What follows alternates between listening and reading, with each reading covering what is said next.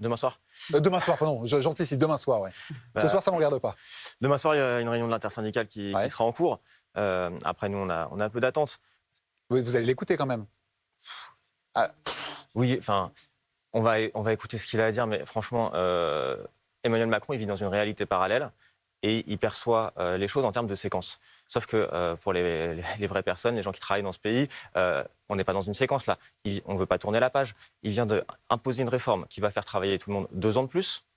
Et en plus, on a des dizaines de milliers de travailleurs et de travailleuses qui ont fait une dizaine de journées de grève pour les journées d'action et certains qui ont perdu plus d'un mois de salaire. C'est pas avec une allocution télévisée lundi à 20h qui va évidemment apaiser les colères ou tourner la page.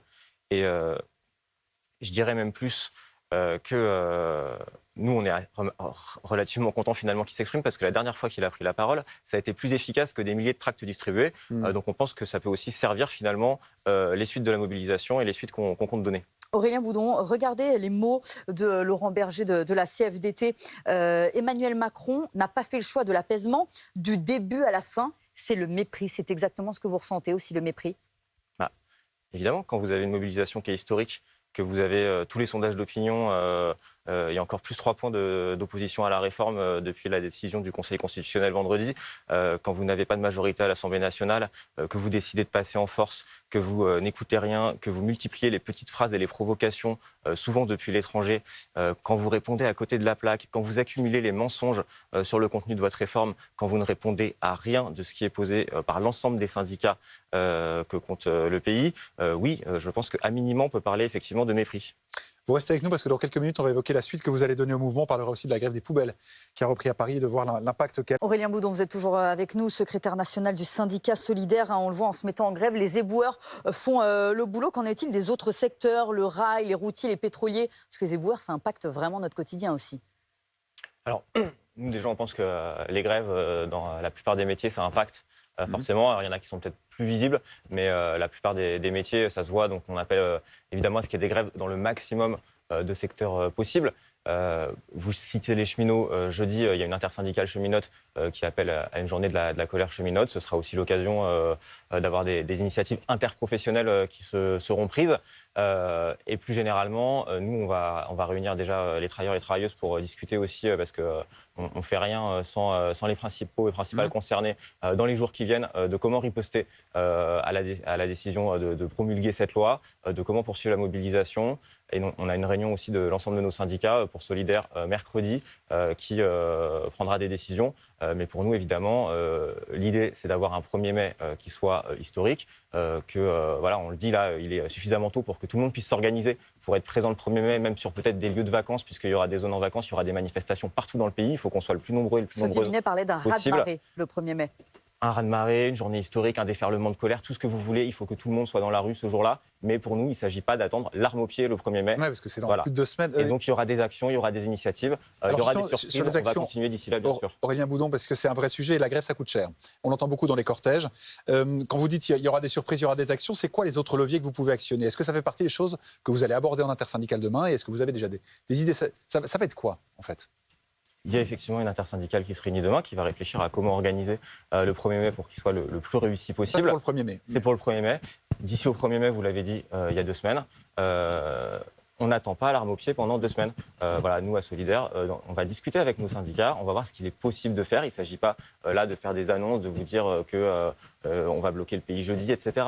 C'est pas vrai, on va voir comment, au plus proche de la réalité, on peut continuer à maintenir le rapport de force. Ça peut être des manifestations, des actions, des rassemblements. On peut continuer évidemment par des diffusions de tracts à construire la mobilisation du 1er mai. Il y a les vacances, aussi des transports. Est-ce que ça peut être aussi... Est-ce que vous en tenez compte ou pas des vacances?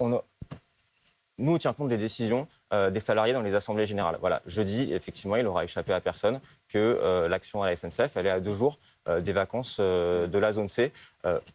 Depuis le début de ce mouvement, je crois qu'il y a eu une grande attention de jouer effectivement une mobilisation qui s'exprimait notamment par une participation massive aux manifestations, etc. On a vu ce reportage là sur la grève évidemment qui reprend dans la filière déchets à Paris, mais il y a aussi des grèves dans les filières déchets dans d'autres villes en France.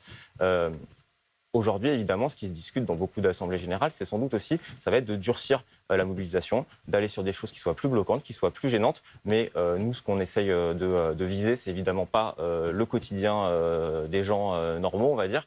C'est d'essayer de frapper le portefeuille du patronat et d'embêter aussi les ministres, les députés qui soutiennent cette réforme partout où ils vont aller. Nous, on appelle aussi à ce qu'on poursuive les rassemblements, à ce que justement cette page, elle puisse pas être tournée tranquillement, à ce qu'on leur reparle partout où ils vont de cette réforme des retraites. Oui, on sent que vous ne comptez pas les lâcher, hein, comme le sparadrap du capitaine Haddock, on le voit beaucoup. Un mot Aurélien Boudon aussi, parce qu'il y a un autre élément marquant de cette mobilisation, c'est l'unité syndicale qui tient bon depuis le début. Le vote par le Conseil constitutionnel, la promulgation de la loi, la décision du Conseil constitutionnel, ne change rien quand on voit que la CGT dit voilà, le 20 et le 28, nous on y va tout seul. La CFDT qui ne joint pas au mouvement. Est-ce qu'il y a des brèches qui risquent de se créer ? Écoutez, je crois que ça fait depuis début janvier qu'on nous annonce régulièrement que des brèches se sont créées, vont se créer, s'apprêtent à se créer dans l'intersyndicale. Depuis le début, je crois qu'elle est restée unie. Il y a des appels à des actions, mais ce n'est pas la première fois depuis le début que certaines organisations syndicales ont des modalités d'action qui diffèrent un petit peu. Il y a un socle commun. C'est l'intersyndicale, c'est les journées d'action intersyndicales, c'est le refus de l'allongement de l'âge de départ.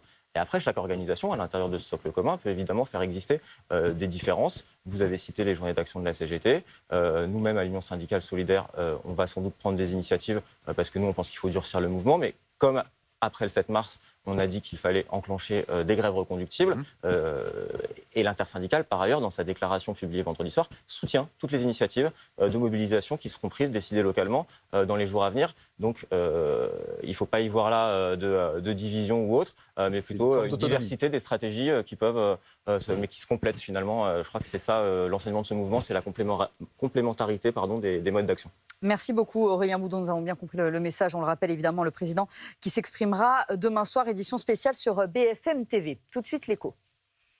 Votre programme avec le coin du LMNP.fr. Investissement immobilier clé en main et pour tous les budgets.